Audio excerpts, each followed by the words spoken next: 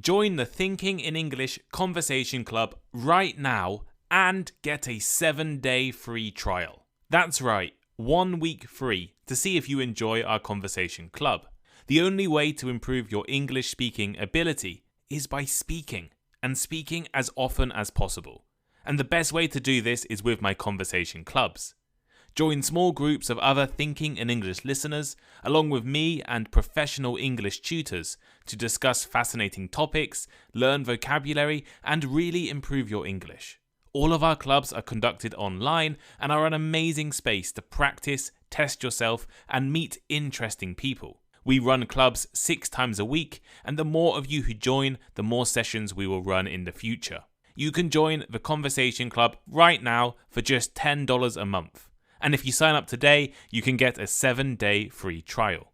Click the link in the description or go to www.patreon.com/thinkinginenglish to join now. Hello, I'm Tom Wilkinson and welcome to the Thinking in English podcast, a podcast for intermediate to advanced level English learners. Recently, I've seen a lot of people online talking about the 10,000 hour rule. Today, I'm going to look at this rule, the evidence for and against 10,000 hours, and discuss how all of you listening can apply the 10,000 hour rule to learning English. You can find the full transcript of today's episode for free over on the Thinking in English blog. The link is in the description. Leave a like or rating wherever you are listening. 5 stars would be much appreciated. And support the podcast on Patreon and by joining my conversation clubs. Click the link in the description. Here is today's vocabulary list. Mastery. Mastery. Achieving a high level of skill or expertise in a particular field. For example, after years of dedicated practice and study, she achieved mastery in playing the piano. Deliberate practice. Deliberate practice. Focused and intentional effort to improve specific aspects of a skill. For example, the tennis player engaged in deliberate practice by focusing on improving her backhand technique for hours every day. Comfort zone.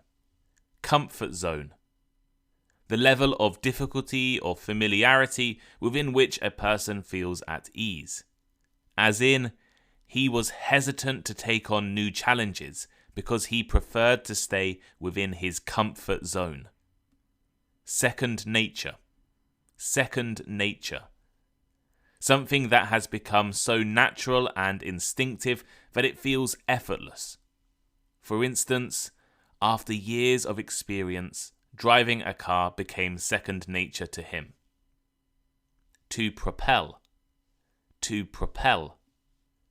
To drive or push forward, cause progress or advancement.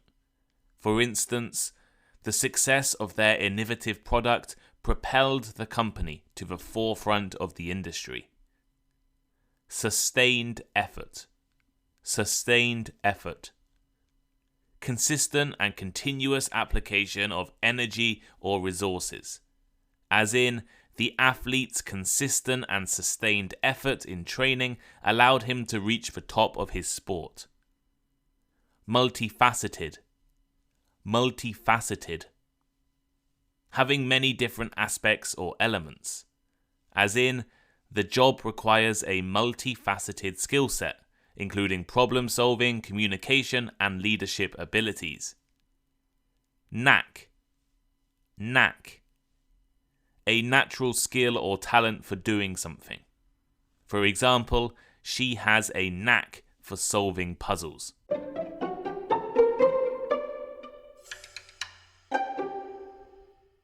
The 10,000 hour rule was popularized by Malcolm Gladwell in his book Outliers. It suggests that achieving mastery in any field requires approximately 10,000 hours of deliberate practice. So, what exactly does this mean? In the simplest of explanations, spending 10,000 hours practicing a skill, like English speaking, oil painting, playing the guitar, or boxing, is necessary to become a master at that skill. So 10,000 hours of practice equals master. The idea is that rather than natural talent being the most important thing, it is the hours spent practicing skills that are important. The more you practice, dedicate yourself to learning, and focus on improving, the more likely it is that you will become elite in your chosen skill. The 10,000 hour rule suggests that hard work and practice are the reason why elite athletes, world-class musicians, and fluent English speakers are so successful. The 10,000 hour rule is based on the idea of deliberate practice, which goes beyond just mindless repetition. Rather than simply doing something for 10,000 hours, you need to be actively and deliberately practicing. Deliberate practice involves focused efforts to improve a specific skill or aspects of a skill and pushing yourself beyond the comfort zone. In other words, it's not just how much you practice, but also how you practice that makes the difference. As an English learner, for example, it doesn't just mean after 10,000 hours of using English you will be fluent. It depends on how you spend those 10,000 hours. Deliberately practicing in classes, language exchanges, or with textbooks, or just watching Netflix. The outcome will be different. The origin of the 10,000 hour rule can be traced back to the research of Anders Ericsson, a prominent psychologist. Ericsson conducted a study on violinists and found that the most accomplished musicians had accumulated an average of 10,000 hours of practice by the age of 20. This research became the foundation for the 10,000 hour rule. The rule suggests that it takes a considerable amount of deliberate practice to reach a level of expertise where skills become second nature. It emphasizes the importance of consistent and intentional effort in skill acquisition. Let's take a few examples of successful individuals. The legendary musician Wolfgang Amadeus Mozart. He began composing music at a very young age and dedicated countless hours to refining his craft. Similarly, athletes like Serena Williams and Lionel Messi have spent years practicing and honing their skills to become the best in their respective sports. While the 10,000 hour rule is not a guarantee of success in every endeavor, it highlights the significance of hard work, focused practice, and dedication. It suggests that expertise is not just determined by natural talent, but can be cultivated through deliberate and consistent effort. So, is this actually the case? What evidence is there in support of the 10,000 hour rule? As I mentioned earlier, one of the foundational studies supporting the 10,000 hour rule is the research conducted by Anders Ericsson on violinists. Ericsson and his colleagues found that the most accomplished violinists had accumulated thousands of hours of deliberate practice, far surpassing their less accomplished counterparts. This study, according to the authors, demonstrated the connection between deliberate practice and expertise. Building on those findings, the researchers concluded that practice was the most effective thing to improve your skills. The more you practice, the better you will be at whatever you are practicing. Natural talent in this line of thinking was not that important. They even went as far to suggest that the differences in ability between musicians was almost exclusively down to the amount they practiced. This is the idea that well-known author Malcolm Gladwell borrowed for his book called Outliers. He took the nice-sounding round number of 10,000 hours and wrote that 10,000 hours is the magic number of greatness. Since the first study by Ericsson in 1993, There have been other studies that have been conducted and give some support to the idea of deliberate practice. A study on chess players, for example, found that at least 3,000 hours of deliberate practice was usually necessary to become a master at the skill of chess. Chess grandmasters usually need thousands of hours of practice and study before reaching the pinnacle of their game. However, unlike the earlier study by Ericsson, these authors found that while practice was necessary, it was not the only factor influencing someone's success. And in 2011, Mathai Saeed wrote about sport in his book Bounce. He suggested that 10,000 hours of meaningful practice was needed to become an expert athlete. Language learning is another area where the idea of deliberate practice can be applied. I did a quick search of Google Scholar and found a lot of research conducted in this field. One study found that deliberate practice improved vocabulary acquisition, and many others suggested that to become a proficient English speaker, many hours of practice was necessary. Deliberate practice involves identifying specific weaknesses or areas for improvement, and then designing your practice sessions to target those areas.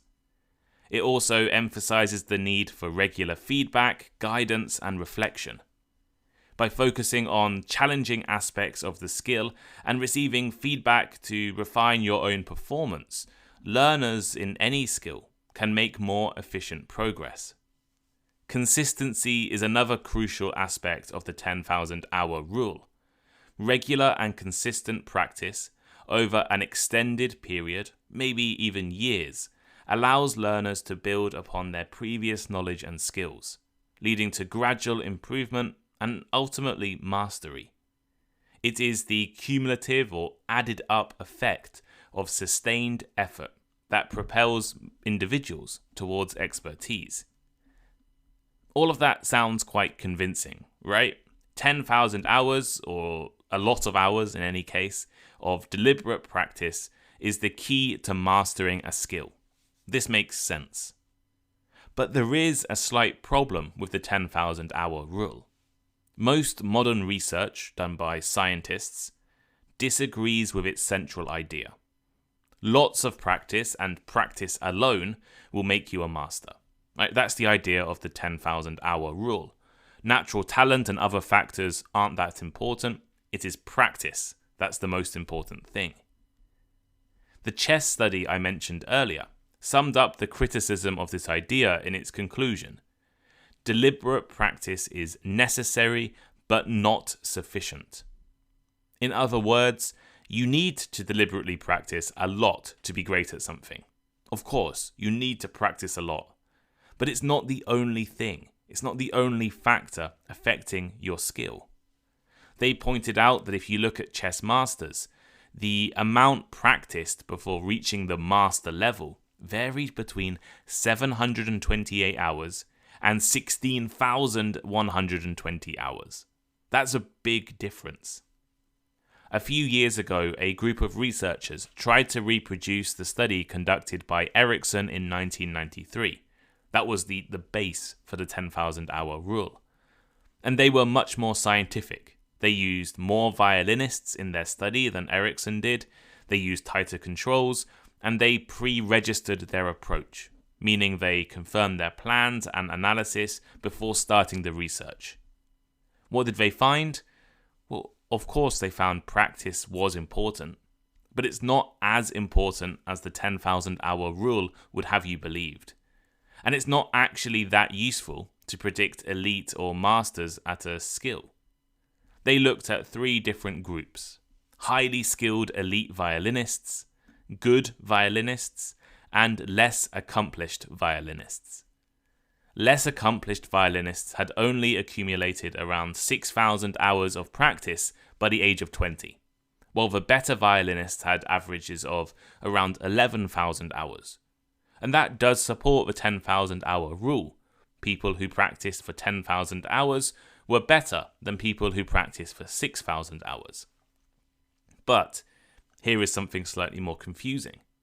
the good violinists actually practiced more than the highly skilled elite violinists, right? The best violinists practice less than the good ones. Even though they reported practicing more often, the good violinists were not as good as their more elite counterparts. The study concluded that the amount of practice you do is about 25% of the reason for differences in skill. But this is only half suggested by Erickson in the previous study. The author, McNamara, said, once you get to the highly skilled groups, practice stops accounting for the difference. Everyone has practiced a lot, and other factors are at play in determining who goes on to that super elite level. The factors depend on the skill being learned. In chess, it could be intelligence or working memory. In sport, it may be how efficiently a person uses oxygen. To complicate matters further, one factor can drive another. A child who enjoys playing the violin, for example, may be happy to practice and be focused on the task because they do not see it as a chore. And this is similar to what many other studies have found. In a summary of 88 different research papers, one group of researchers found that while deliberate practice is important, it is not the only reason people are good at things. People who practice more tend to be better at a skill than people who practice less, but it's not a guarantee that you will become an expert. The 10,000 hour rule is too simplistic, therefore. Just practicing for 10,000 hours, even if you practice deliberately, is not necessarily going to make you a fluent English speaker. Factors such as natural talent, access to resources, and the quality of practice can greatly impact skill acquisition. For English learners, the age you started learning, how you study and practice, the quality of your teachers and the textbooks you use, and even your natural ability to learn languages, all of that matters. Some individuals may require more or less time than the average 10,000 hours to reach mastery. I've talked before about how you need to consider yourself in control of your English learning journey in order to stay motivated. Worrying about things like your natural ability is not going to help you study. But it is important to realize that natural talent is a real thing. Some people are quicker at learning languages, have better memories, or better natural ability at pronunciation. This doesn't mean that people without that talent will never become a fluent English speaker. Of course not. All of you listening can become fluent English speakers. But it might mean it will take some people longer. Or it might mean that you will have an accent for longer. In the study of violinists from a few years ago, they found that practice is important to understand the difference between less accomplished violinists and good violinists, but not as much between good violinists and great violinists. So practice will make you good, but it might not make you great. Now, let's see how we can apply the idea of deliberate practice and the arguments about the 10,000 hour rule to learning English. Learning a language is a complex skill that requires time, effort, and consistent practice. Although the 10,000 hour rule may not give us a clear roadmap for becoming fluent in English, it does provide valuable insights into the learning process. As we discussed earlier, deliberate practice involves identifying a specific weakness or area for improvement, and then designing your practice sessions, your study sessions, to target that area. In language learning, this means focusing on improving vocabulary, grammar, pronunciation, listening comprehension, speaking, reading, or writing skills. By breaking down these components and dedicating focused sessions to practicing each of them, you can work towards improving your overall proficiency. Activities such as language exchanges, language classes, using authentic resources like books and articles, or using language learning apps can all be considered forms of deliberate practice. These activities provide opportunities for you to actively engage with the language, receive feedback, and reflect on your progress. Additionally, setting specific goals, tracking progress, and seeking guidance from teachers or language experts can enhance the effectiveness of deliberate practice. Consistency is another important aspect of language learning, which aligns with the 10,000-hour rule. Regular and consistent practice over years, months, weeks, years allows you to reinforce your knowledge and skills, gradually improving your proficiency. Each practice session contributes to building a strong foundation. It's worth noting that language learning involves various factors beyond just the number of hours practicing. Natural talent, access to resources, learning strategies, and your individual learning style can all impact the speed and effectiveness of language acquisition. Some individuals may have a natural knack for learning languages, while others may require more time, effort to achieve a similar level of proficiency. Furthermore, the quality of practice is crucial in language learning. Just consuming language content without actively engaging or reflecting on the learning process may not produce the desired results. You should strive for meaningful and purposeful practice that challenges you and pushes you out of your comfort zone. While the 10,000-hour rule offers a useful framework for understanding the importance of deliberate practice and consistent effort in language learning, it is not a rigid formula that guarantees fluency. Language learning is dynamic and multifaceted. It's influenced by various different factors. Embracing a growth mindset, setting realistic goals, and adopting effective learning strategies can contribute to successful language acquisition.